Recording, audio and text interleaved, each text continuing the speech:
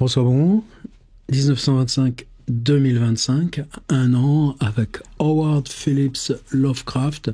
Tous les ans, il s'achète un de ses petits aides-mémoires. C'est tellement commode, on peut même se souvenir des numéros de téléphone, des adresses de ses correspondants, des questions de loyer ou de l'argent qu'on a touché ou qu'on doit payer, des questions touchant aux pointures de la chaussure ou des faux cols. En tout cas, c'est ce qu'on a dans son petit carnet 1925 qu'on suit déjà depuis 2 mois et demi.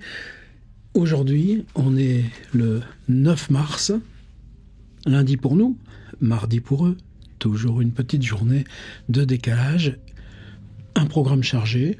Tout de suite, on va y voir.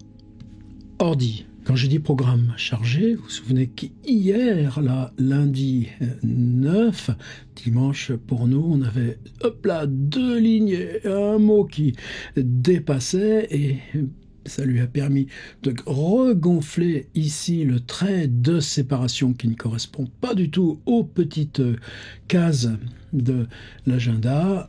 Et pour le mardi 10, eh bien, 2, 4, 6, 8, 10, wow, 10 grosses lignes, mais pour nous, c'est un bonheur. Plus on a d'éléments, plus évidemment surgissent les pistes. Alors aujourd'hui, eh bien, on s'est levé de bonne heure. Il y a longtemps que c'était pas arrivé. Et start with J.K. On part avec George Kirk. Vous savez que George Kirk, je ne sais même pas si je vous ai déjà montré sa tête à Kirk, sa bonne tête à George Kirk. Il est arrivé de Cleveland à peu près en même temps que Lovecraft. Il se bagarre dur pour monter une librairie de livres d'occasion. Ils s'entendent comme larrons en foire et il a pris une chambre. Il a déménagé là juste tout début janvier après un studio qui est exactement au-dessus de celui de Lovecraft. Ce qui fait que beaucoup de choses se passent ensemble. Les voici partis on trip, en voyage. Alors ce voyage, là maintenant on a tout le détail. Atlantic Avenue Ferry, Staten Island, Partridge Mound, churchyards, des cimetières, puis Elizabeth Ferry, Walk Through Town, Dinner, Explore, Hatfield House, complète circuit, le circuit complet jusqu'au crépuscule. Et de là, on reprendra un ferry pour Tottenville, un train, un ferry, le métro pour finalement arriver à la cafétéria Tiffany juste en bas de chez soi où, devinez quoi, Find S.H. Il retrouve son épouse Sonia. On ne sait pas ce qu'elle a fait aujourd'hui, ça ne nous intéresse pas. En tout cas, lui, ça ne l'intéresse pas de nous le dire. J'espère que la pauvre Sonia n'est pas restée toute la journée à se morfondre, mais vous savez qu'en ce moment, elle est vraiment active pour retrouver là, un emploi. Discuss, eh bien on est tous les trois, on a plein de choses à se dire et coucher. Alors si on allait regarder tout d'abord un petit peu la carte. Voilà, en gros, le plan et pourquoi, là, on est tout embêté avec des ferries tout le temps. Manhattan, c'est ici. Empire State, qui n'existe pas encore. La Statue de la Liberté, oui, elle existe depuis 1886. Ici, le pont de Brooklyn, Brooklyn Bridge. Là, Fort Greene Park, Prospect Park, tout ça, c'est leur quartier. Le canal qui mène à Gowanus et ici au quartier de Red Oak. Lovecraft et Kirk et Sonia habitent au 169 Clinton Street sur Brooklyn Heights. Et souvenez-vous, l'autre jour, quand on avait fait cette balade là en descendant vers Gowanus et Red Oak, on avait repris un ferry qui aujourd'hui, on peut vraiment en profiter puisque c'est la navette gratuite Ikea qui vous amène depuis Manhattan. Ils avaient repris ce ferry qui les avait ramenés ici, là, sur ce petit embranchement. Vous voyez qu'apparemment la ligne existe toujours en bas de de Atlantic Avenue. Eh bien, aujourd'hui, on redescend Atlantic Avenue et là, on prend le série. Alors, vous avez Governor's Island, où là, on ne pénètre pas, je ne crois pas, et on va s'en aller pour Staten Island. Alors, Staten Island, c'est une grosse zone d'habitation qui est juste en face de Manhattan. Vous savez qu'on a ce ferry qui part là de Battery Park, c'est génial, évidemment, tous les touristes, tous celles et ceux qui ont mis un jour le pied à New York le savent, c'est un ferry gratuit. Là, en 1925, on parle énormément tout le temps, c'est le serpent de mer, de faire un tunnel entre Manhattan et Staten Island qui permettrait de s'y rendre en métro, puisque c'est une zone d'habitation extrêmement peuplée, comme Brooklyn, comme Long Island, comme en haut Flushing Meadows et tous ces coins, ou bien de l'autre côté de l'Hudson, donc côté New Jersey, Jersey City et Hoboken. Donc Manhattan, c'est une poussée comme ça exogène continue, et comme le tunnel ne s'est jamais fait, on a toujours ce fabuleux ferry qui part de Battery Park, qui passe au pied de la Statue de la Liberté, et puis Ellis Island, bien sûr, souvenez-vous le livre de Perec, la zone ici de quarantaine et de rétention des émigrants, et vous débarque ici l'embarcadère de Staten à côté du Musée national des phares, et puis comme on n'a rien à faire sur Staten Island, eh bien on attend 20 minutes et on reprend l'autre ferry si vous êtes au crépuscule. Il y a des couchers de soleil magnifiques sur Manhattan, mais on n'est pas là nous pour faire du tourisme, on est là pour accompagner Howard Phillips Lovecraft avec ses bonnes chaussures.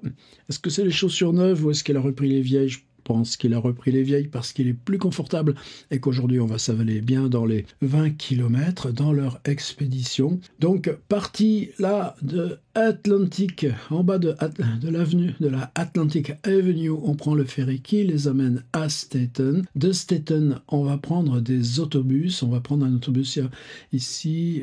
Il est impressionnant aujourd'hui, ce bus. Je ne sais pas ce qu'il en est à l'époque parce que quand il suit ici, on a, vous savez qu'il y a Rikers qui est en haut de Manhattan, là, à la limite de Harlem, ici Rikers Island, donc la zone pénitentiaire de New York. Ici, on a les camps de travail pour les jeunes délinquants. Eh bien, on a toujours aujourd'hui ici une prison ultra moderne et sécurisée, et le bus vient juste faire demi-tour là, tout devant les portails avant de continuer. Alors eux disent qu'ils ont visité des cimetières. Il dit churchyards, c'est-à-dire partout où il y a des églises, puisque c'est une constellation d'anciens villages. Chaque église est entourée de micro-cimetières, et comme c'est des tombes qui souvent datent du XVIIIe siècle, Howard est vraiment, pour lui, c'est une ressource majeure de noms, d'histoires, des traces comme ça, des migrations. Donc il mentionne churchyards au pluriel. On ne sait pas, là c'est difficile de savoir desquels il s'agit, mais on est ici sur Richmond Terrace, et là Richmond Terrace, on va traverser pour aller à Elizabethville. Alors quand vous voyez ça, et on le voit quand on arrive à l'aéroport de Newark, aujourd'hui c'est évidemment des paysages industriels massifs et extrêmement impressionnant, là, l'exploitation des sols, et puis évidemment pour les bitumes, les graviers, les bétons, ce qui fait la joie d'ailleurs de se promener là dans les villes d'aujourd'hui avec ces outils de Google Earth. Mais eux, de Staten Island, et en allant jusqu'à Richmond, on va juste traverser ici, et là c'est un tout petit ferry, mais il faut bien traverser ce bras de mer, et ici, on arrive sur le centre là, de cette Elizabeth. Et Elizabeth, l'été dernier, donc Lovecraft et Sonia se sont mariés en mai. Ça correspondait à un projet que Sonia développait sur la 5e avenue, une boutique de chapeaux et de nouveautés dont j'ai parlé souvent sur l'avenue la plus prestigieuse de New York. Et Lovecraft, il bosse avec elle. C'est quand il s'agit là d'installer les étagères, faire les livres de compta ou les courriers administratifs. Bon, vraiment, il s'y colle. Et puis, il y aura ces questions de santé lourdes. Je pense aussi par le stress, par le burn-out, comme on dirait aujourd'hui. Mais en tout cas, bon, ça se traduit par des spasmes gastriques. Ensuite, c'est les problèmes pulmonaires qu'elle aura. Il suffit de prendre des antibiotiques. Ah bah ouais, on dit à partir de 1935, on aura les antibiotiques. Ça va? Vous avez la réponse? Eh bien, dès qu'elle est contrainte, là, l'été dernier, de mettre en panne, provisoirement, la boutique, eh bien, ça va, les dettes, les loyers, tout ça va s'accumuler extrêmement vite. Mais dans cette première période, Lovecraft et Sonia, qui explorent sans cesse New York, ont un vrai béguin pour Elizabeth. Elizabeth, à cause simplement de cette tradition coloniale, hein, à cause de ces vieilles architectures. Et ça, on va aller en voir. Et en particulier, si on va à Pearl Street, on va trouver une des plus vieilles maisons coloniales là de New York. Une maison qui existe toujours à l'époque. Je n'ai pas pu vérifier si elle était aujourd'hui préservée, mais en tout cas, il s'agit de la maison Hatfield et ça va être le but de leur promenade.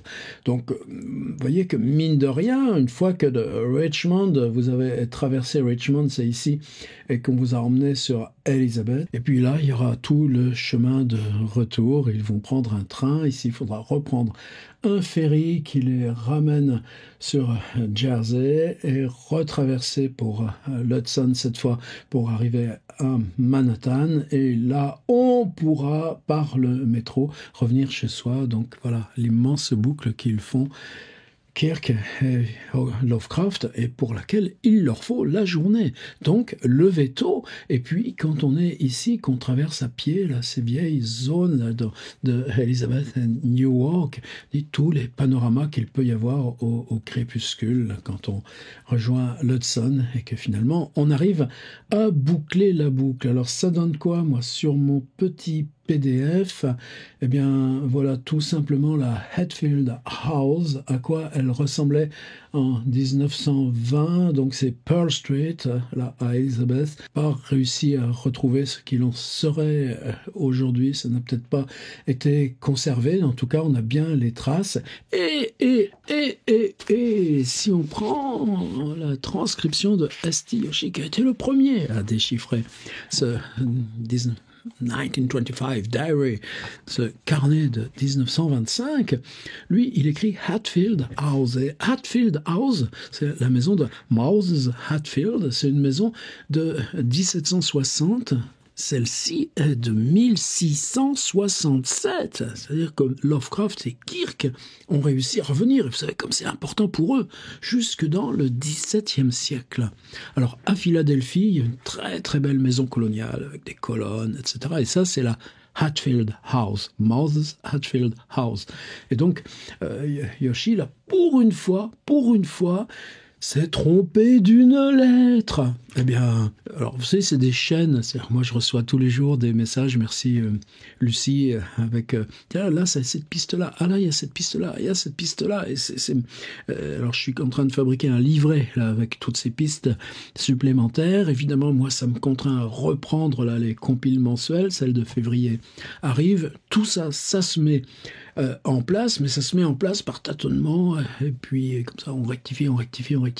Donc pour une fois, quand on a quelque chose à signaler là, non pas à la doxa, c'est pas le mot, mais dire ah tiens, une toute petite erreur, une lettre, Esti Yoshi, c'est formidable. Donc c'est la maison Hatfield et pas Hatfield. Alors évidemment, ces cartes postales que j'adore, parce qu'elles sont imprimées en couleur avec les techniques d'autrefois. Donc là, on a toujours ces effets là, comme ça entre l'illustration et la photographie. Les articles du journal, on va aller y voir. Et pour ce qui est là, j'ai pris Richmond. Elisabeth, on y reviendra de toute façon. À quoi ça ressemblait ce Richmond qu'ils explorent déjà dans la première partie de la journée. Donc en remontant le long de Staten Island, un village aussi, mais un village à l'ancienne, devenu une ville, mais comme une ville de province, une ville active, prospère, avec ses trolleys, avec ses voitures. Et j'ai réussi là pour les années, alors entre 1920 ça c'est facile avec les voitures qui nous y aident, et 1930, et là on aperçoit une voiture qui décolle, qui atteste qu'on a passé les années 20, mais il y a encore une carriole à cheval. Il y a quelqu'un à bicyclette. Lovecraft a fait beaucoup de bicyclettes adolescents. Il en refera plus tard. Il fera par exemple le tour de Nantucket à bicyclette. Et les trolleys, alors sans doute un trolley de cette façon-là qu'ils ont pris pour venir là, de l'embarcadère de Staten Island jusqu'à Richmond. Là encore, vous voyez une voiture typique là, des années 1925. Et là, l'embarcadère du petit ferry qui s'en va pour Elizabethville. Et là, alors, ces baraques-là, j'en ai connu tellement, y compris à Boston, je crois que c'était la première, mais aussi en Californie, autour de San Francisco, à l'embarquer dans les... On peut manger sur le pouce, là, comme ça, quelques huîtres, ou bien une soupe de clams. Alors je sais que Lovecraft déteste les poissons, les fruits de mer et tous ces machins-là, mais moi, quand tu vois cette baraque-là, tout de suite, tu te dis, oh là là, comment tu t'y installes à l'intérieur? Et on te les sert comment, les huîtres et la soupe de clams? Voilà, donc une petite visite pour nous aussi, là, de Richmond sur Staten Island, avant que passe à Elizabeth et rejoigne ici, donc, cette Hatfield House de 1667. Maintenant, on peut aller voir le journal, vous êtes d'accord? Alors, le New York Times, attendez, je vais revenir quand même à la page de une. On nous parle de Kipling. Et c'est toujours quelque chose, on n'est pas nostalgique, mais la considération dont bénéficient les écrivains. Et est-ce que vous vous souvenez, là, avant-hier, quand on a lu le supplément du dimanche, j'avais failli mettre en copie-écran des fouilles archéologiques à Gizeh, près de la pyramide de Gizeh, près du Caire, où on venait de trouver 2 tombes de personnages mineurs de telle époque, mais en tout cas dans l'entourage royal, mais avec les sarcophages, mais avec les inscriptions. Et ça, je m'étais dit, évidemment, Lovecraft n'a pas loupé cet article. Eh bien, aujourd'hui, on vient de trouver une tombe royale de 5000 ans d'âge. Il s'agit des mêmes fouilles, juste à Gizeh, et il s'agit d'Américains. Alors là, vous pensez que Lovecraft, cet article-là, en s'arrêtant avec Kirk, puisqu'ils ont pris forcément, ils se sont arrêtés, ils marquent dinner, ils ont trouvé une cafétéria quelconque, là, sur Elizabeth, eh bien, forcément, là, il y a les journaux, et cet article-là, je les vois tous les deux en train de se le lire, là, à voix haute. On ne fait pas de projection, mais là, c'est évidemment quelque chose qui, lui, participe directement de son imaginaire. C'est en page 2 qu'il y avait ce petit encart. Alors là, on est à Toronto, et vous savez que tous les jours, c'est mon protocole, un petit article traduit. Eh bien, c'est pas celui sur la fouille, l'exhumation de la tombe royale que j'ai pris, c'est ce petit article. Je reviens à mon PDF, New York Times, 10 mars 1925, de Kitchener, Ontario, 9 mars. Anna Reynolds, prêtresse réputée d'un culte connu à Toronto sous le nom de foi dans la lumière sacrée, a été écrouée aujourd'hui. On lui reproche d'avoir présidé à Blue Vale, Ontario, un cérémonial nocturne aussi exotique que bizarre, dans lequel 10 jeunes porcs ont été sacrifiés en offrande aux esprits infernaux. L'inspecteur-chef P.C. Whiteside l'a arrêtée sous le motif qu'elle était mentalement irresponsable et un danger pour la société. Earl Underwood, le fermier qui a fourni les pourceaux, base his business, a déclaré aux autorités qu'il faisait tout ce que Hannah Reynolds lui disait de faire. Il a été mis en garde à vue pour interrogatoire. Cette dame est une infirmière professionnelle. Elle est venue de Toronto à la ferme des Underwood il y a plusieurs semaines pour assister Madame Underwood lors d'une maladie, a déclaré l'inspecteur-chef Whiteside. Et oui, elle vient comme infirmière, puis elle dit « Oh non, non, non, non, là, il faut qu'on fasse un exorcisme !» L'histoire du fermier, telle que relatée par Whiteside, commence jeudi dernier lorsque la prêtresse a ordonné à Underwood d'élever un grand bûcher de rondins au centre d'un champ, puis elle a ordonné à Underwood que 10 de ses plus beaux jeunes porcs soient attachés sur le bûcher, ce qui fut fait. À minuit, la prêtresse mit le feu au bûcher. Comme les flammes des rondins d'épinettes et de la graisse de porc s'élevaient vers le ciel, elle accomplit d'étranges gestes, prononça d'étranges incantations supposées se mêler à l'odeur envahissante, tu parles, pour repousser les démons, dit Whiteside. À l'aurore, le bûcher fut recouvert de terre et continua de brûler à feu couvert pendant 3 jours, répandant sur tout le pays une odeur de cochon rôti. L'arrestation suivit après plainte déposée par les voisins d'Underwood. Oui, on peut rigoler. Mais regardez dans Toulouse, il y a exactement la même cérémonie. Regardez dans Red Hook, ces cérémonies cultuelles clandestines. C'est la même chose. Lovecraft les invente. Bien sûr, Lovecraft les invente. Lovecraft a besoin de se documenter sur des faits divers de ce genre pour... Non, il n'y a pas besoin. Mais si nous, on comprend mieux là ce qui est la surface des choses, eh bien à ce moment-là, le saut dans le fantastique, on le comprend mieux. Retour au New York Times là, de ce 10 mars. Donc voilà ce petit encadré là que j'ai traduit. J'en ai pris plusieurs autres. Vous les trouverez dans le PDF. Le suicide d'un étudiant. Attendez, là encore, PDF. On est à l'université Columbia, celle à laquelle Trump vient de retirer 400 millions là, pour la recherche. Eh bien, lui vient de se jeter du 6e étage des dortoirs. À l'époque, il y a des dortoirs pour les étudiants. On ne parle pas de cité une ni de quoi que ce soit d'autre. Ce geste était nécessaire à mon bonheur, laisse-t-il dans un mot destiné à sa mère. La tombe royale, voilà. Oui, il y a cet article-là aussi. On vient de mesurer, de façon mathématique, le diamètre de la Terre de façon plus exacte. Et on vous le donne exactement aux 7 926 678 miles à l'équateur. Eh bien, ça aussi, je pense que Lovecraft n'est pas à côté. Et si on veut finir avec une petite note un peu plus légère, un artiste espagnol qui s'appelle Moya del Pino. Alors Moya del Pino, c'est aussi curieux parce qu'il a exactement l'âge de Lovecraft. Il est né en 1891, Lovecraft en 1890, mais Moya del Pino vivra jusqu'en 1969. Alors, il y a là, à New York, une grande exposition Velázquez. Et pour cette exposition Velázquez, évidemment, une grande partie des tableaux viennent du Prado à Madrid, donc évidemment c'est un jeu entre les États. Et Moya del Pino a eu le nez, on va parler des nez, de faire un portrait du roi Alfonso, je ne sais plus combien. Donc le portrait du roi figure là dans l'expo Velázquez comme un signe d'amitié entre les peuples. Et donc on invite Moya del Pino. Et qu'est-ce que lui demande la presse? La presse, c'est quoi vos sensations là sur la 5e avenue? Alors, vous croyez de quoi il va vous parler? J'aime bien les femmes américaines, mais les femmes américaines, elles sont mieux celles avec les nez retroussés que celles avec les nez busqués. Voilà comment vous faites votre pub.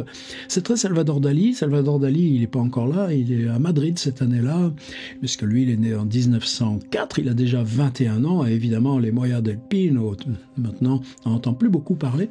Mais quand tu cherches Moya del Pino, tu vas découvrir que son séjour à New York, il va vendre des fresques et des fresques et des fresques. Voilà, des fresques pour les postes, des fresques pour les bureaux des ministères, des fresques très américaines, donc avec cette réflexion sur le nez des femmes américaines, tu vas faire quelques affaires parce que tu t'es fait remarquer comme un artiste génial.